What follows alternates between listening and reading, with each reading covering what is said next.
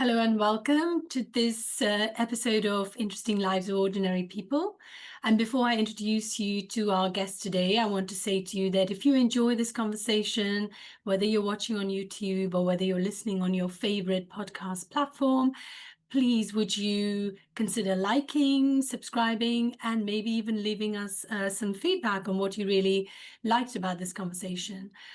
Interesting Lives of Ordinary People is really, as the name suggests, bringing out the interesting aspects that we all have in our lives, and to identify certain turning points, certain, challenges that made the person who they are today. So I'm so happy that Caroline Lambert has joined me today. And Caroline, in her own words, is today she's an electrologist, but she's had a very interesting corporate career as a UX researcher at Google as well as Financial Times.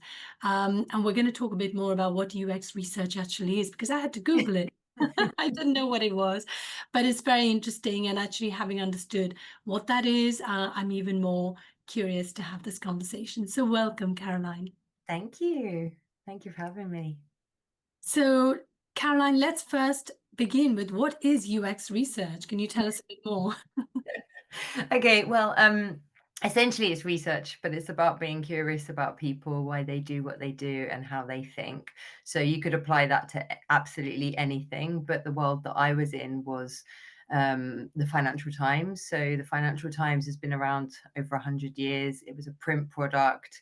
Obviously, when it was a print product, we would have been thinking about how a person interacts with the product. Is it very wide for the tube, for example? How do you lay out content on a page so that it makes it accessible for people?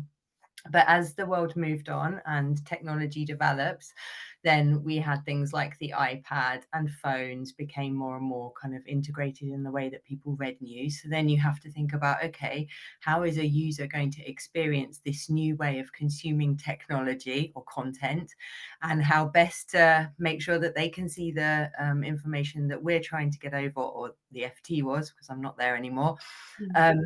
So essentially, yeah, it's about understanding people, doing lots of one-to-one interviews like this, understanding how they live their life, how a phone or a tablet or a paper or an event would integrate into their lives, and then making sure that we optimize that for people. So make it better, make it smoother. Friction is a real problem, because if you make something tricky or hard to do, then that people will leave and not come back. So all of those things. How interesting. And actually, I was an FT reader for the longest time while I was working in the city. And I always found that the way I read physical paper is very different to the way I read news on my phone or my iPad. So that's really interesting. Thank you for sharing that. And you're now an electrologist, and for those who don't know what that is, maybe you could tell us a bit more about what that is and how come you made that switch from something that's quite different. So I think classically, I've always been interested in people, why they do what they do, how they live. Um, I can roll right back actually to my first few jobs. So I worked at the stables when I was really young, and I had an office job, and I was also a meter reader for British Gas, which meant that I went into 160 different people's houses a day Wow. around Catford and Lewisham, areas that maybe you might get someone living in a whole mansion house, but next door you'll get 6 flats. So you see very different walks of life and different life experiences. I absolutely loved kind of that sociology, social side of how people live. And that took me to my degree, which then took me on to being a researcher. The trouble with most corporate careers is that as you move up through the ladder, then you become more of a manager, and a manager of administrative tasks. Yes, you have a team, and I really cared about my team, but I did a lot less research, which was the one-to-one with with real humans. Mm. I came to a point where I thought, actually, I want a bit more from life. I want to be able to give a bit more back. And I want to do something that's actually back to working with people one to one, which electrolysis, we can come right back to your question. Electrolysis is very much about working with someone one to one. So it's hair removal. It differs from laser in as much as I work in a very technical way. So I'm removing hair by hair singly, whereas laser might blast an area. There's a risk to blasting an area in that you can also stimulate hair follicles that weren't active by laser. So we don't typically um, recommend laser for faces. So Mm. I work with ladies that have maybe hair issues, polycystic ovaries, hormonal growth, and it's so lovely to hear their stories. Actually, it is challenging if you're living with unwanted hair. I actually feel like I'm doing something and giving back in this job. I had to do a complete retrain because UX research, although it does have some similarities because it's very people centered, and this new job is very people centered. Obviously, I need to technically retrain, so that's what I set about doing. That's yeah, that's I can see the connection between being people centric and really to help people feel more comfortable in their own skin. And for some people, having maybe excessive hair does make them shrink a little bit from their own life's opportunities. And so, do you find that through the process of actually getting to know people and helping them in this way, that you also help them connect better with who they really are?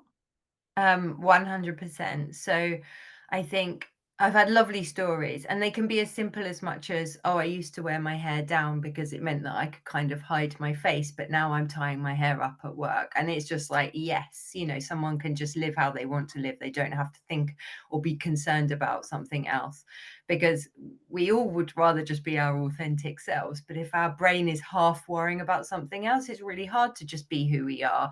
I also work or can work with people that are transitioning. And of course, if you're transitioning, who you are is very dependent on how you look and how you feel. So if you don't feel aligned to how you look or looked previously, it can be really transformative for someone. So yes, it's definitely life changing in its small way. It's making a difference.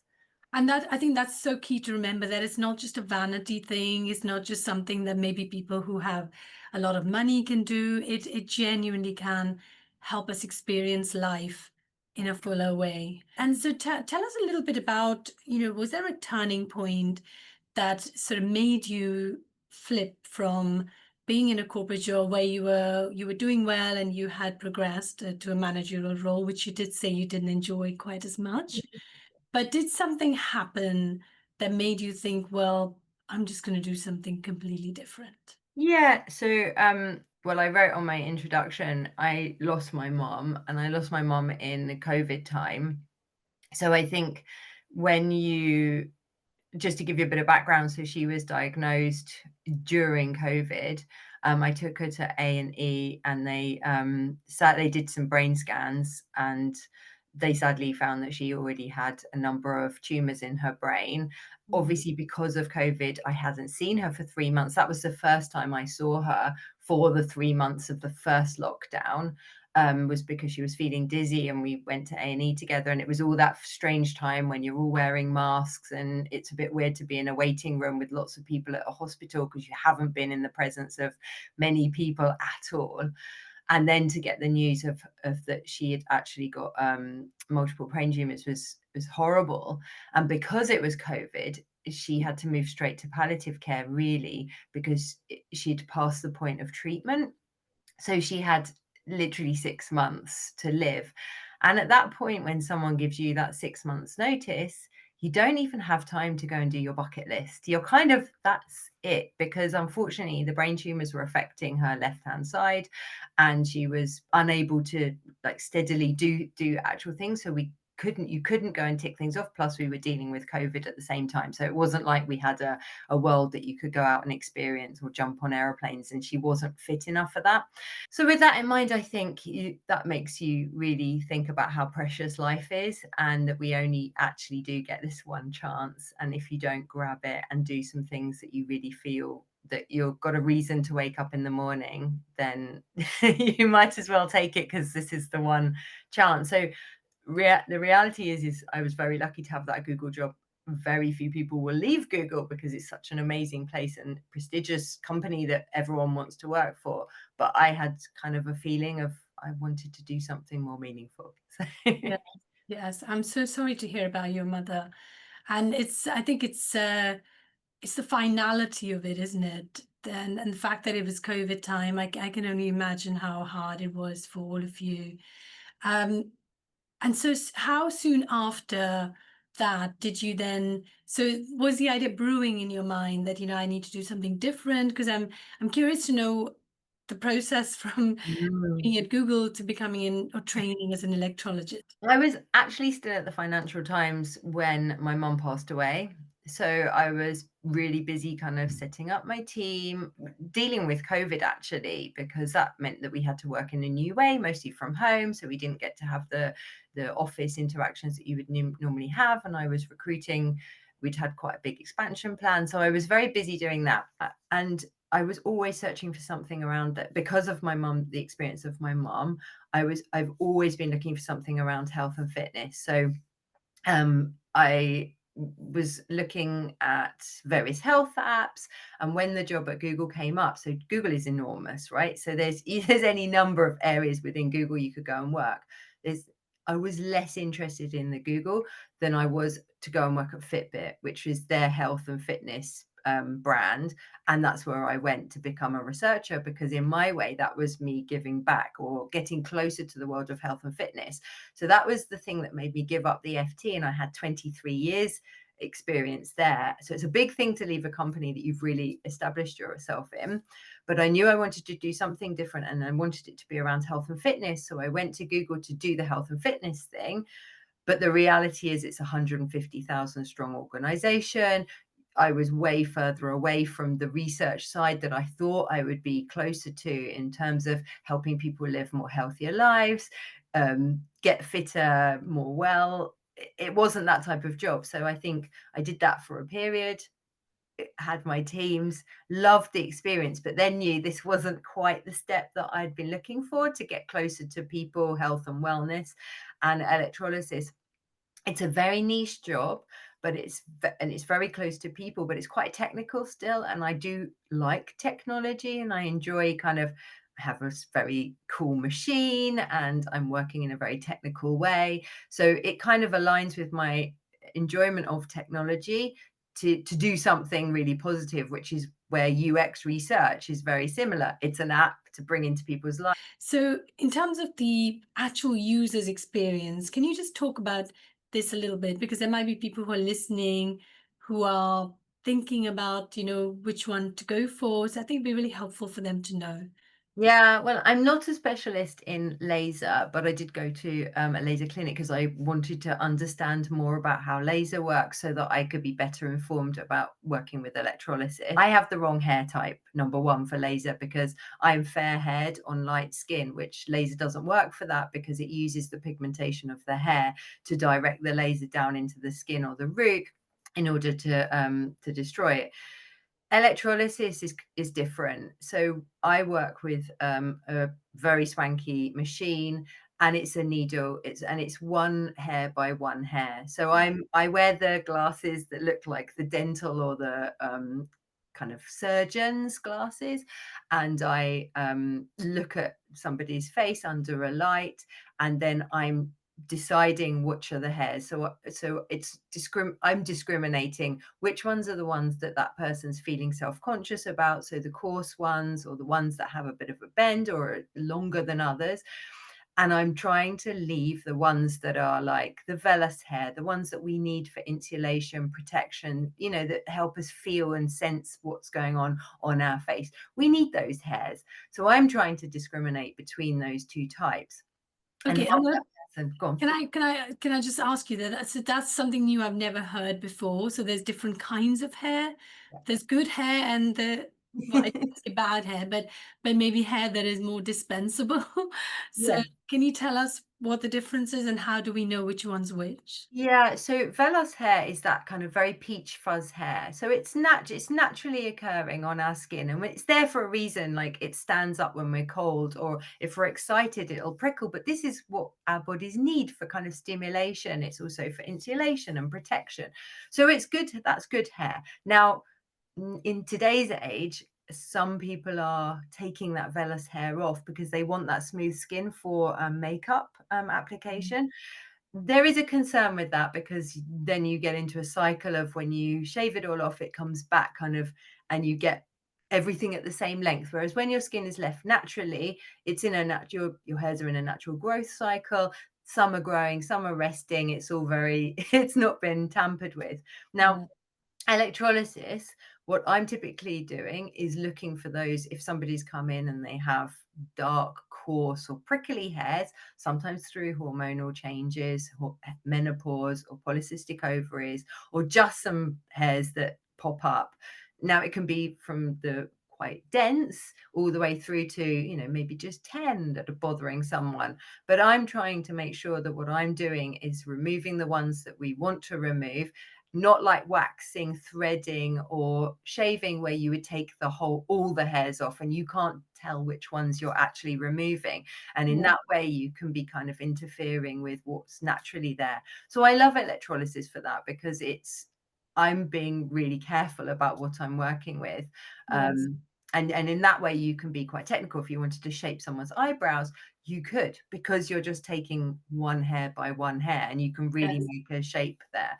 But in my sessions, I have a maximum usually of 2 hours, but I have gone up to 4 hours, and this does require hyper focus. So Mm. I am looking at a small area of somebody's skin, and I'm working in that area, and a lot moving along, and I'm just pacing myself out, keeping an eye on the time.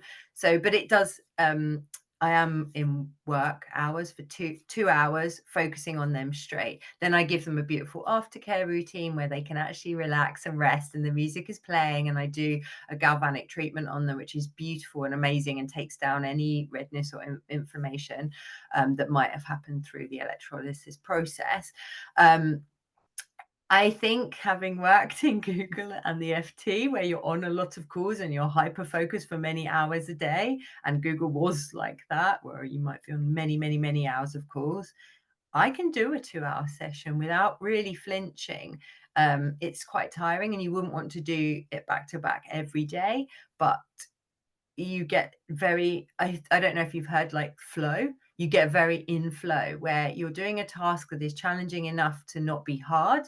It's also not easy, but you're in flow, and time goes into that beautiful thing where it isn't really, you're not measuring time in a way that you might be clock watching. The only time I look at the time is just usually in half an hour bunches, and a half an hour can go by really fast. Now, I want to ask you about what the challenges you faced in actually going from being an employee, who obviously with FT you were there for 23 years, which is a really, really long time, especially in this day and age. How's it been for you to now set up your own business and go out looking for clients? Yeah, it is a challenge. So it's a shift, because if you've worked in the world of corporate, you get paid at the end of a month, you're very used to that kind of cadence of things. And then working for yourself is a completely different thing altogether. So I gave myself a year to do the kind of transformation. So I had started doing anatomy, physiology, and pathology. I could show you the huge textbooks, they're over there. The summer before I made the decision. So I knew that I would need to do quite a lot of academic retraining, because in order to go onto the electrolysis course, you need to have done anatomy, physiology, and pathology. And that you can skip that if you're a nurse, but just to give you an idea, that's a really deep course. It's many, many, many hours of learning, and exams all the way through the course to test each level. And I did biology A level, and some of the course material was going deeper than the A level. So it's really deep.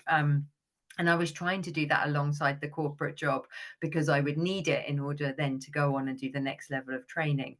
Um, so that was kind of one big step of kind of the academic side, but I allowed myself that year. And then once I'd finished work, I started with the electrolysis training, and that was kind of completed in about 4 months, I think. That's level 3. That's the access one for hair removal. At the same time as that, I also had to, or I wanted to build a studio at home. So I had a space here. I'm really lucky. But it was being used by my son. So it didn't look like a spa or a treatment room. So it needed to be painted, cleaned, kind of set up to be a welcoming, calm, sterile environment. So alongside the academic relearning, I also set up the studio and got that up and running. Built my own website, which was really good fun because having been in the world of technology, I was now building my own website and thinking, what are the journeys that these people who are coming into my website going to be undertaking, and what do they need to see in their first view or click? But I did allow myself a full year, and the year is only just kind of coming up now. Um, Shout out to the lady that trained me because she let me go and shadow her for a bit, which helped me build my confidence. And I wouldn't have been so happy to go and start treating people on my own. But not everyone has that experience. But I managed to negotiate kind of a few hours and days worth of sessions over a few months where I eased into it, just doing kind of pro bono work for people. Electrolysis isn't a cheap thing, so it isn't necessarily accessible for everyone. So I just worked for free under her kind of guidance and built up my hours in that way. But I needed to do that because I'm that type of person that wanted to get extra experience beyond being trained and qualified. Yes. Now, I'm keen that we talk about the other topic that you and I were briefly exploring, and it comes from losing a loved one and and actually going through the not just the trauma of the loss, but everything else that you then have to pick up the pieces of. So, can you maybe just give us a bit of sense of what that was like for you when you lost your mum? It was so sudden. There was probably not a lot of time for her to think about, her possessions and things like that. What was that like for you? Yeah, really, really hard. I think we in the Western world, I think we don't necessarily have the best relationship with death in as much as we're chasing youth all the time. I mean, trying to look young, feel young, that we'll use filters on our phones to try and remove wrinkles. We kind of think that if a young person passes away, that that's just it shouldn't have happened, and it's kind of it's a surprise to everyone. But the reality is there's only one guarantee after we've been born, and that's at some point we won't be here anymore. So managing death, and I had been through bereavement with my grandmas, and I lost a friend to bowel cancer kind of, I don't know, a few years ago, but she was young, and you do have that shock of it, losing a young person that's a peer to you, a friend to you, and you think that's too early. And I think Mm, at that point, I started going to death cafes, which are, they sound morbid, but they're completely not. The one that I went to a few times is run by a Buddhist center in Elephant and Castle. It's really lovely. The lady that facilitates the groups, it's very much about using thinking about death to really make you focus on living, which is a little bit of what we've been talking about already. mm, And I think going through losing my mum, and we wanted, her wish was to pass away at home, and we managed to do that for her. So we did all of the palliative care at home, and we were the only ones in the room when she passed away. But there's a burden and a thing, you will have given quite a lot of yourself to that journey, because if you're like me and you want to do the best you can ever do, essentially you're fighting to keep that person alive. But the reality is it's palliative, so it's a paradox. You can't win that battle, you're definitely going to lose it, and then you'll feel like a failure. So I think there's quite a lot after, when someone passes away, where you feel like you didn't do the best you could have done. But then I guess now I'm talking from nearly 5 years afterwards, you realize that her wish was to pass away at home, and we managed to make that happen. So mm. that's great, but there's still a feeling or a corner in you that's, you didn't you didn't manage to save her life, but it's palliative. So And in terms of the when someone dies, obviously it depends on what their life situation was, whether they had dependents, whether, there were financial things that needed to be simplified. And I think if we kind of turn that spotlight on ourselves, as mothers and, partners and whatever other relationships we have, how can we think about our own mortality and actually simplify our circumstances so that, on top of the grief that the people we leave behind will feel, at least they won't have to deal with all our, all Mm, our baggage. In fact, mm, I just started listening to this Swedish art of is it death cleaning? There's a book written by this Swedish lady who talks about, how to simplify your life so that you leave behind a less cluttered, yeah. so I think we briefly touched upon that, and I was keen that we explore that much more in this conversation. So tell me what you've sort of thought about and what your So findings. I think we're all different. So some people can use death as a moment to kind of wake people up and say, kind of, I'm not going to be here, but these are things that you should think about while you're alive. And some people can be quite introverted. And my mum was the second type of person. So she obviously she was trying to cope and be brave with the news of that she was passing away. So she found it quite hard to admit that so that we could have that kind of those kind of final chats. They really didn't happen, which meant that there's a real unrequited feeling inside of you because you didn't really get full closure.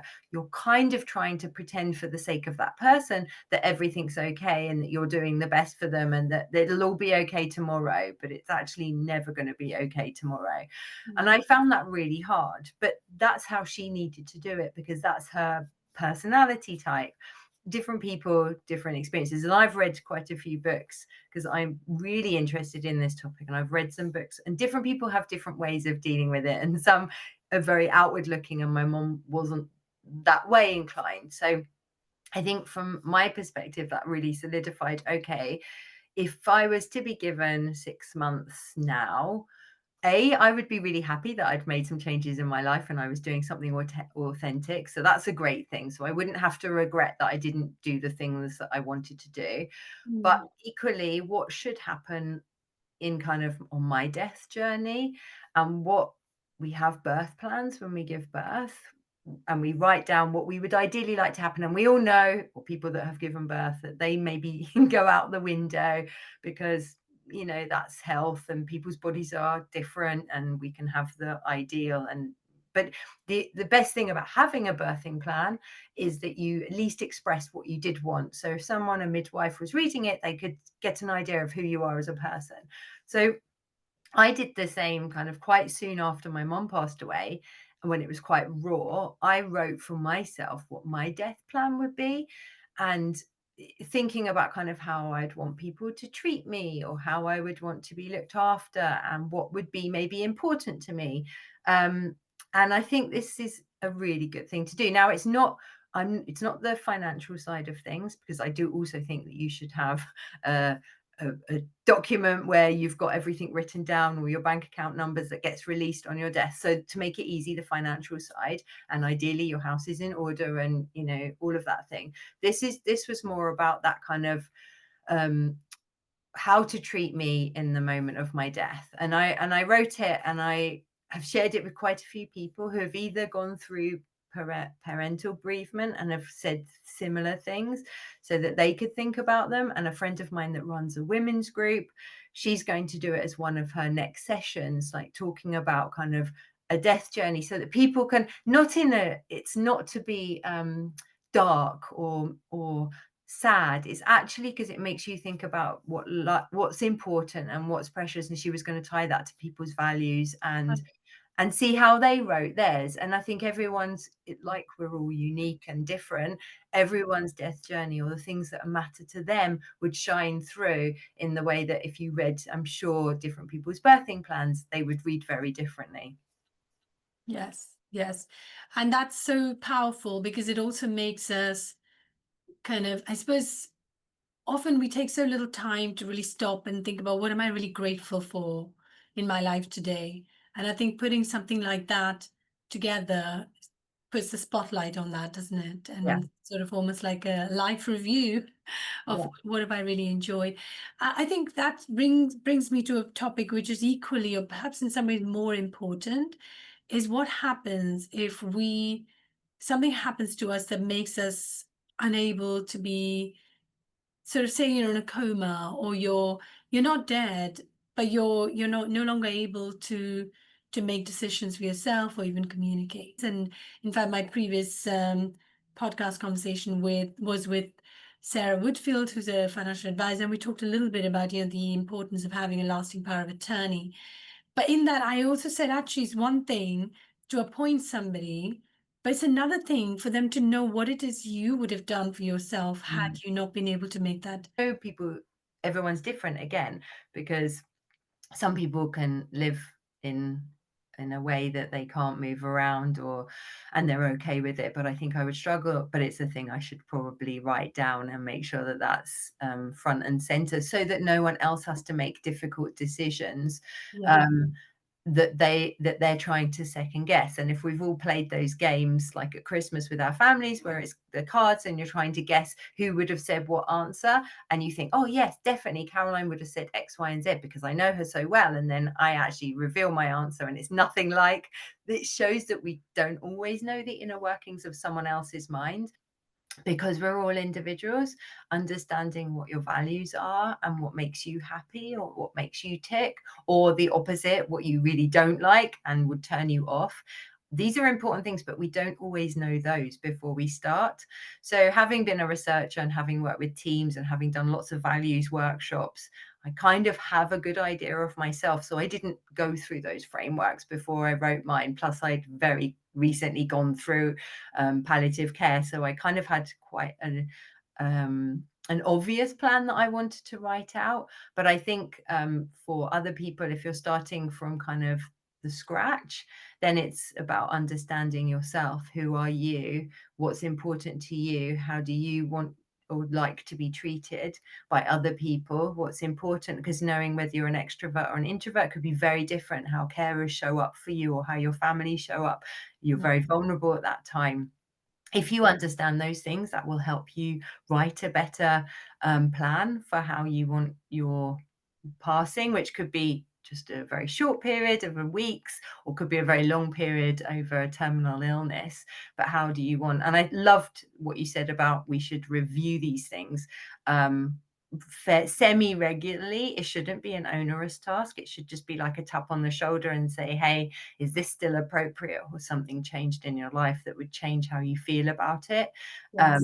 Because we're all experiencing things day by day, and things can come along that can reshape how you feel about something. So I think the thing that you should do is explore who you are and how you think before writing a death plan, and know that it's not to be a negative or dark thing. It's actually to help the people that are around you, if they were reading it, to know more about you and how you would like to be treated.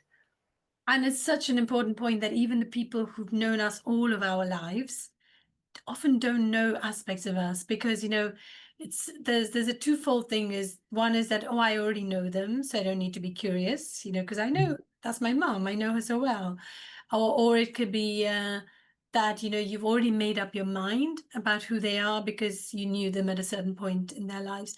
And so I think this is why, as a coach, obviously these are some of the things that I do explore with clients, and it's very interesting that that they become curious about themselves in a Mm, way that they've never been given permission, or they've never given themselves permission mm, to do. And it's a real sort of light bulb moment.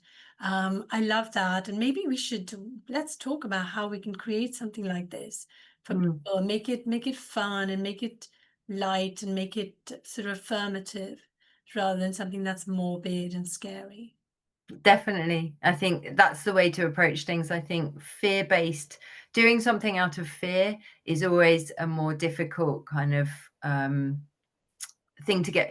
It's a stick, and people will do it because they have to. But actually, if you can do it because of a positive thing, or it's going to make your life and somebody else's that you potentially care about a lot life easier, then it's a carrot, and then Yes. it's a more positive thing, and it's a easier thing to do because it's positive. So yeah. I'd Yeah. love to explore that. And I do think that being with someone in their final days, months, years is a in some ways it's a gift, isn't it? Yeah. I mean, I've had to do that, not in the way that you have, but I actually think that if I wasn't doing what I do, I probably would want to be a death doula, Mm. because it is there's something so beautiful about seeing someone for Mm. who they really are when actually their physical body is maybe giving up on them, and the world is seeing them as the vulnerable, unwell, old person that they now Mm. look like. But actually beneath that, there's still this beautiful, vibrant soul, Yeah. and a personality that simply wants to be acknowledged. And Yeah. I love that. So we're kind of nearly coming to the end of our chat, Caroline. It's been so interesting. So I want to ask you, and you did say this at the beginning, that you love getting to know people, the whole psychology of human beings is fascinating to you. Um, and what you do now clearly is very different and you're enjoying it. But if you were to say, that I'm building a fulfilled life for myself, and you were to create a plan for you to create your fulfilled life, what are the key ingredients in it that you are yet to sort of, Is this for me or for someone else? for you? This is For for you. me.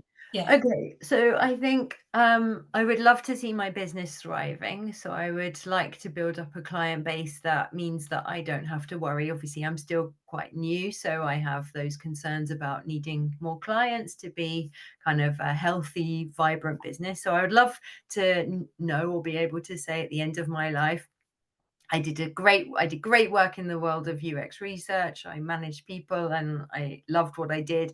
I made a big change. I built a business. It was successful. I helped people live lives that they felt more comfortable in their skin.